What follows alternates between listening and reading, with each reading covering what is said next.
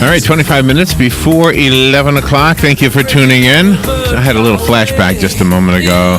I mean, a flashback that goes way back for me, like elementary school. I can remember in elementary school when you would order the books. You remember that the teacher would give you these order forms. This goes way back. They probably do it with computers now, but there were these order forms, and you would look at the description of the different books that this book club could send you, and your mom or your dad would give you, whatever money you needed. You'd hand it over to the teacher, and a few weeks later, this box came into the classroom. The teacher would open it up, and everybody would get their books. And you'd have 4 or 5 if you were lucky, and you would open the book. You just fan it through your face, and it had this smell of this book. It's just, oh my gosh! And there was nothing more magical than those books that we got as kids. And when I became a dad, I can remember the same magic when my son was little, and I would read to him in bed, and then later on he became, when he could read, he would read his own books for himself. He would have loved this one. Your child will love this one. You will love this one. It's written by our guest, Mary Pope Osborne. It's part of a series of books called The Magic Treehouse. This one I have in my hand is Dinosaurs Before Dark. Mary, in addition to being a talented children's author, is an advocate and supporter of child literacy. Hey, if I could just say, that's probably the one reason why I wanted to learn to read, was because of magical books like this. She has spoken at the United Nations regarding the importance of worldwide literacy. Wow, that's pretty impressive. Mary Pope Osborne. Good morning, Mary. How are you? Morning. Glad to talk to you. This is fun and serious at the same time. I mean, for the children, it's just fun. But for anybody who understands the importance of what you're doing, this is really important stuff. Yeah, I can't anything more important than getting a child to learn to read. And if they don't learn to read at grade level by the end of 3rd grade, it's really hard to catch up after that. And so they drop high school. Yeah, if there's any feedback, I apologize. It sounds like there might be a delay. Do you know? I think you're right on target with this. I think learning to read is going to happen if it's fun. If it has to be fun, and this book will appeal to the children. I can remember being the child who would like this. I know my son was when he was a child, was the child who liked this, who would have liked this. And by the way, there's no more fun dinosaur than the pterodactyl, because it could fly. yeah, that's right. I had a really good time working on that book. And I love all the research I do for all of the Magic Treehouse books. They go all over the world and have adventures. And there are now 55 books, I think, in the series, and I keep writing them. So we have a good time. And my sister works on the nonfiction books that go with the fiction books, and my husband works on the Magic Treehouse musicals that are being done everywhere, and have been done in your area several times at Orlando Shakespeare Theater. Oh, is that right? I didn't know that. Wow. Our Dickens there, and our show on a night in New Orleans about Louis Armstrong there. And we're probably going to do our Shakespeare show there. Oh, wow. And where are you right now? Where are you calling from? We live up in Connecticut. Okay. You've been doing this 25 years, it says here. Wow. Yeah, long time, and I'm still having a good time. So I'm guessing now it comes very easily. I'm guessing you're like a virtuoso with writing children's books in the beginning. So this is a question for the beginning years. Was it difficult to write? So you specifically were for that age group, or did you tend to make it too old and then you had to go back and edit it? Yeah, that's a good question. My first books were not Treehouse books. They were young adult books. So when I started working on books for 2nd and 3rd graders, it was the hardest thing I ever did. How do you take a complicated idea and make it simple enough for a 2nd grader? But, I had good editors, I had good help, and I worked really, really hard at it. It took me a year to get it right. And then it's like writing poetry. It's sparse, but it's kind of delicious, and I love this kind of writing for the younger reader now. And and what you're also doing for the younger reader is that you're encouraging them to write their adventures. Yeah, well, that's a big part of our whole initiative, is to get kids not only reading but writing. And I get, boy, for 25 years, I've gotten great stories from kids. I've gotten great artwork. Oh, really? And Yeah. I mean, it's wonderful. It's funny, and it's really cute. So that's another wonderful side, reward of doing the series. do the stories connect? Do the Magic Treehouse stories have characters that are ongoing, etc.? Oh, sure, yeah, and even the plots connect to some degree. You can pick up one anywhere in the line and read it, but if you really are a devoted fan, you'll probably read them in order and see things develop that were mentioned in other parts of the books. But, yeah, and there's always going to be Jack and Annie, the brother and sister team that replicates my playing with my brothers when I was young.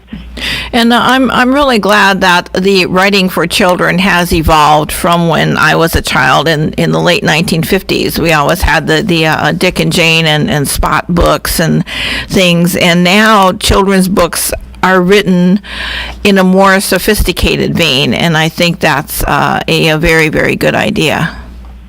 Oh, good. Yeah, I grew up on Dick and Jane, too, and I don't even remember half many children's books, but I remember what you were talking about a second ago. It was Scholastic Book Club, and we would hear those books, and they would come in a box, and I would just be delirious. Yes.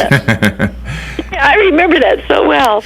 I don't know if they still do that. It was such a wonderful experience, and you looked forward to reading them. You had them all, and you would look at your one of your classmates and say, "Oh man, I wish I had ordered that many. I'm going to be through these before the end of the weekend." And Yeah, I totally remember that. And also, I'm a big advocate of libraries, and if you can get your children to go to the library, listeners, and get them a library card and get them going every week and getting new books and taking them back in, that's one of the greatest gifts you can give a child. And I think it's fabulous that you're trying to turn the Magic Treehouse into a musical, and also you're starting on a movie venture with Lionsgate. Yeah, we turned down the idea of doing a movie or TV for 23 years, and 2 years ago, when Lionsgate came to us, they seemed so on our wavelength, and they promised to get us really involved in the process, and they've consequently consented to do my husband's screenplay that he worked on for them, and we'll be producers as well as others. So I think we're going to be having a good time. I'm really counting on it. that is awesome. Your website is so colorful and magical itself. If you're listening, the one I went to is magictreehouse.com, and you've got all kinds of stuff on there, including a fact book, the incredible fact book that you wrote also.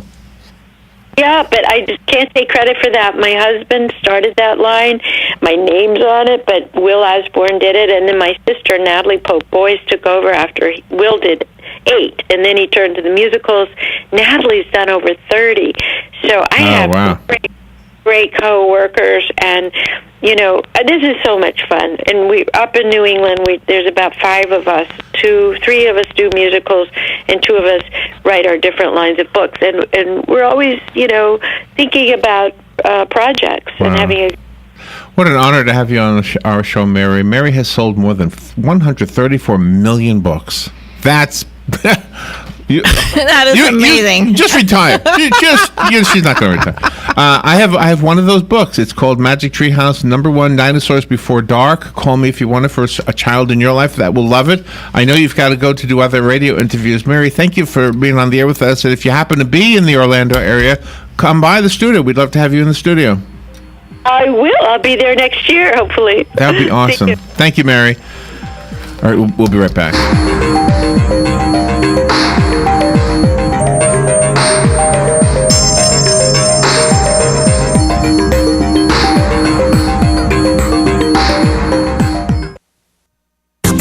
The weather is brought to you by myfwc.com. Safe boating is no accident. Times of clouds and sunshine and warm on this Tuesday, high 78 to 82.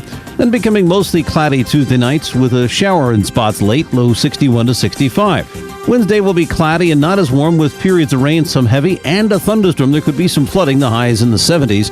Thursday mostly cloudy, still a bit of rain and a thunderstorm, high 76 to 80. From the Florida Weather Center, I'm meteorologist Joe Lundberg.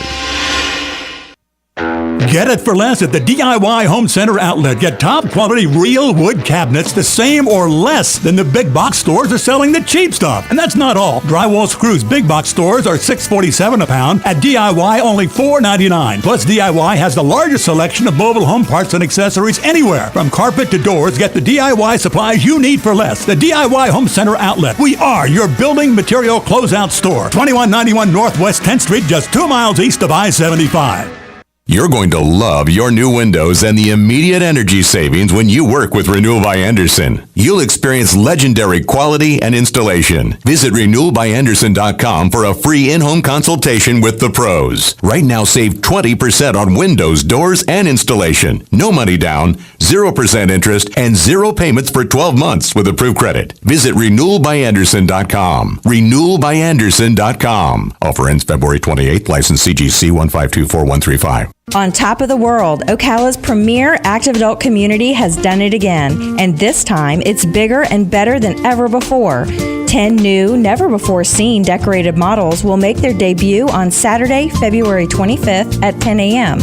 5 exciting new plans from our maintenance-free Premier Series, and 5 big new designs from our Estate Series in one convenient model center. Mark your calendars for the can't-miss model grand opening event. On Top of the World has all the lifestyle amenities you want right here. Enjoy over 300,000 square feet of air-conditioned recreational fun, plus over 181 acres of outdoor amenities.